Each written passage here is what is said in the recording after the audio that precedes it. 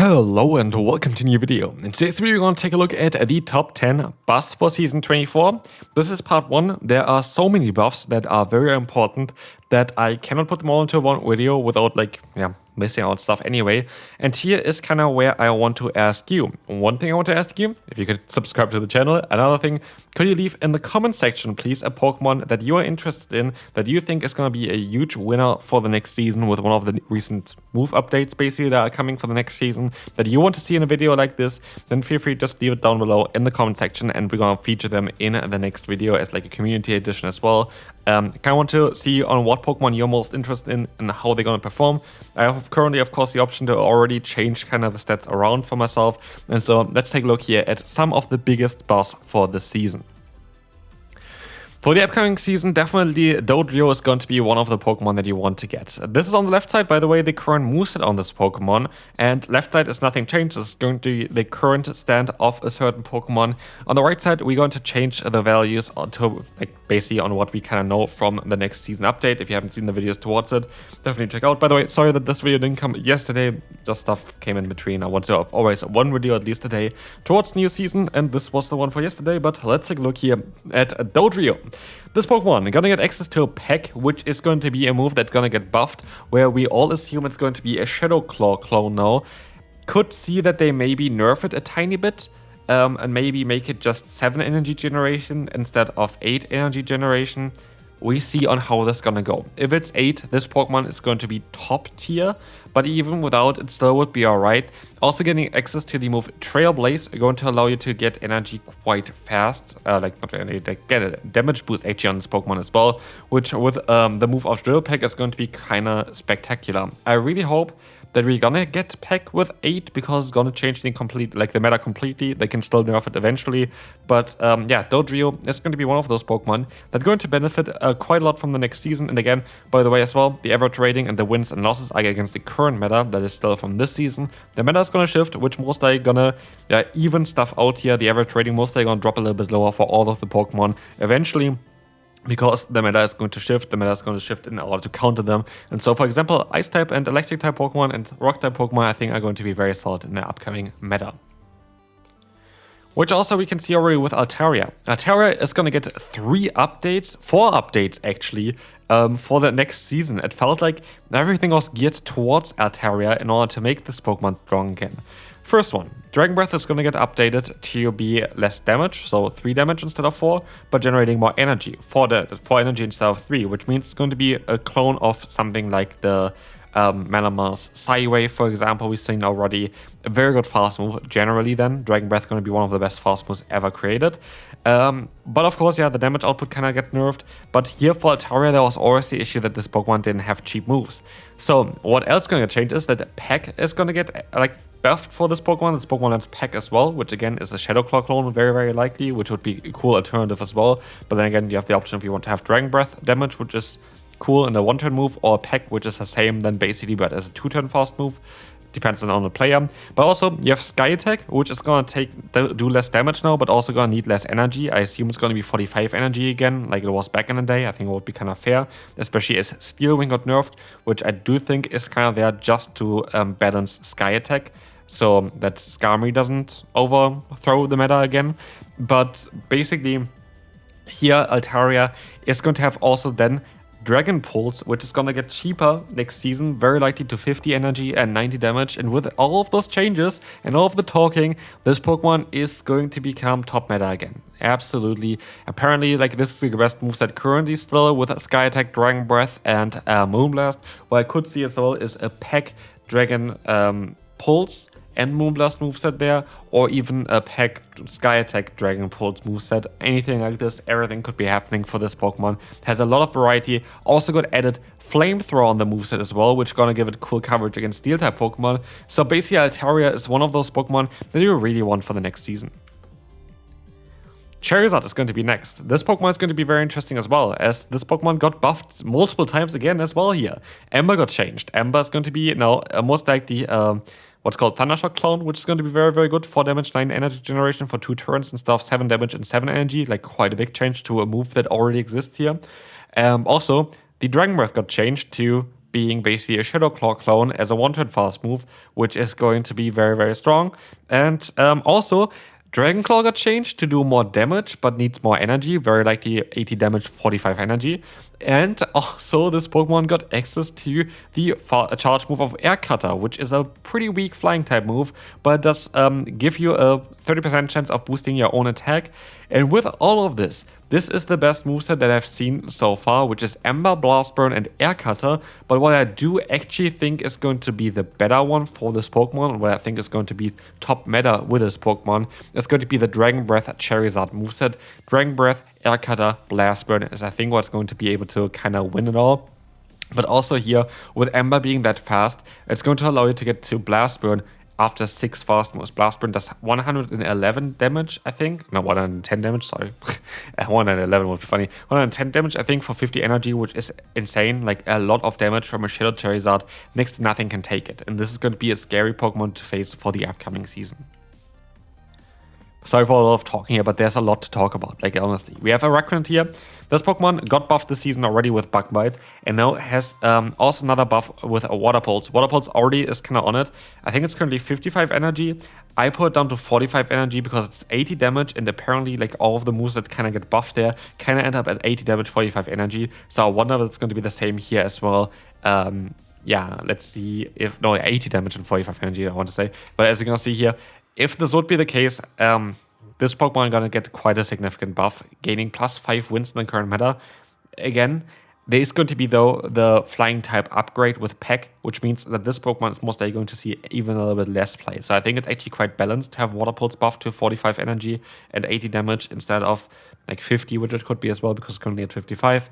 But yeah, I do think it would be kind of balanced because there's going to be a lot more flying type Pokemon, which makes it a bit more difficult for Araquanid to survive. Yeah, Dragon Breath got changed. To be fair, to the better. Like, energy generation is always kind of more important than the damage, for most of the moves at least. And we kind of see it here as well. We are going to have here the Dragonair with Dragon Breath, Wrap, and Awkward Tail.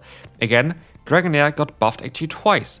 Dragon Breath got changed, less damage, but way more energy, which is going to be crazy because Awkward Tail is going to get reached after 9 fast moves, which outspeeds most of the current meta, which is going to be ridiculous. But then again, you have Wrap, which can drop the opponent's defense, but do you actually want that? With the Dragon Breath are doing less damage now, I do think that the better move to go for is actually Dragon Pulse, which is most likely going to be capped at 90 damage for 50 energy, a clone of Grass Knot or Power Whip, and as you're gonna see here, this will make the Pokemon top meta again, gives it a ton of play, has the hard-hitting Dragon type damage still with Dragon Pulse, but has great coverage with the Awkward Tail, and gives Dragonair a lot of play for the upcoming meta. Toedscruel is going to be an interesting Pokemon next that you can take a look at, having access to Seed Bomb. Seed Bomb is getting down from 65 damage to 55 damage, but we don't know the energy level. I could see it being 40. I'm gonna assume it's gonna be 35, like Cross Chop would be. There are other grass type moves that are even stronger, like Leaf Blade doing 15 more damage than the Seed Bomb already.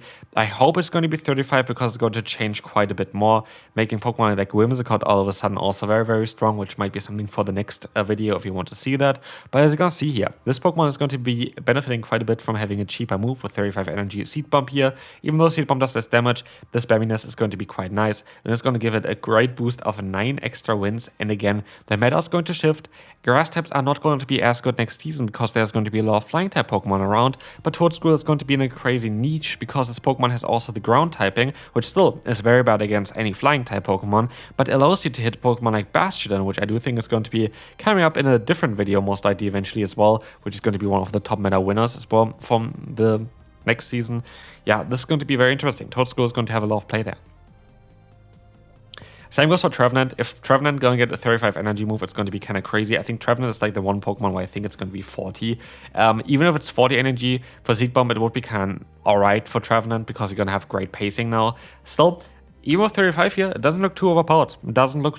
Trevenant's kind of an outdated Pokemon, but actually still very, very scary offensively, doing a lot of damage with the Shadow Claw and this Shadow Ball there. But for any kind of normal type, it completely gets walled from it. Any kind of dark type Pokemon is going to be a bit difficult for this Pokemon. So like it's definitely beatable. Like Bandabus completely hard walls it. It's not a perfect Pokemon, but it's a very strong Pokemon for the next season if Seed Bomb gets buffed the way we expect it to get buffed. Turtonator is going to be another interesting one because this Pokemon is going to be a Swiss Army knife in terms of buffs. Because what do you have? You have the Ember buff, which got access, like this Pokemon has access to. It has Dragon Pulse, which got cheaper. It has Dragon Claw, which got access to, but Dragon Claw then got more expensive with 80 damage and most 45 energy. Then you're going to have, I think you had even more on it. You have Brutal Swing being added on this Pokemon as well, which means there's like, 3-4 changes on this Pokemon already. 4 changes actually. Yeah, again, I looked through all of the kind of matchups. This was the one that went the most neutral and positive, which is actually Ember, Brutal Swing, Overheat. I don't think that this is actually going to be the moveset that people are going to run though. What I do expect is something like Ember, Dragon Claw, and Overheat, or Incinerate, what's called the Brutal Swing and the Dragon Pulse. I could see even Dragon Pulse doing more damage than Dragon Claw for 5 energy.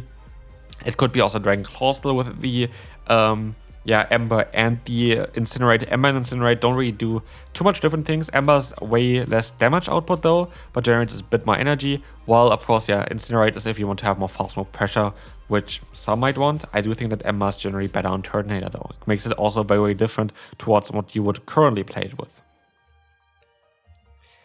Hakamo-o is going to be next. I actually don't know how many I still have on the list. A lot of talking here. This Pokemon gets changed a lot as well, and it's kind of uncertain still. Dragon Tail gonna get changed. It's gonna do less damage now, from 13 to 9 damage, and it's gonna generate more energy. What I assume is 12 energy total. It could be 13.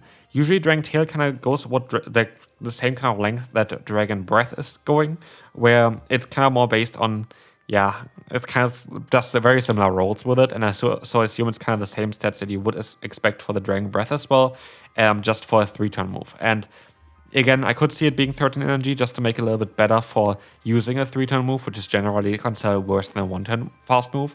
So I could see that definitely happening. But otherwise here, Hakamo-o is going to be, no matter what, a very interesting Pokemon. Dragon Claw got changed, but with Dragon Tail definitely should be at least 12 energy, which we have here currently in. The pacing to Dragon Claw is actually the same. You do a little bit less damage with the Dragon Tail, but you're going to do more damage with the charge move itself, so it's not too bad. Brick Break, not really needed anymore because this Pokemon got access to the move Rock Tomb, which makes it a very interesting Pokemon. And the Hakamo-o also got buffed, which is not in this video, but got buffed in a completely different way. And I love that because you have now 2 Pokemon that completely function differently. Hakamo-o and Kommo-o, even though they're very, very similar before, have completely different matchups nowadays, as this Pokemon has access to Rock Tomb, the other one has access to Clanging Scales, hard-hitting charge move there. This Pokemon has access to Dragon Claw, the other one has also access to Dragon Claw, but mainly runs the new move Upper Hand, and this might be, again, something for a different video. Hopefully, you want to see more of this content here. I think this is the final Pokemon on this list here actually today. It's going to be Crustle. Crustle, Fury Cutter, got buffed last season already, Exeter. I think it got buffed recently as well, so like over a year ago I think at this point. Rockslide is going to get buffed next season, but not only this is going to happen, this Pokemon also gets finally access to Rock Wrecker, something I predicted as well. This is the only other Pokemon that learns Rock Wrecker, and it's such a cool move.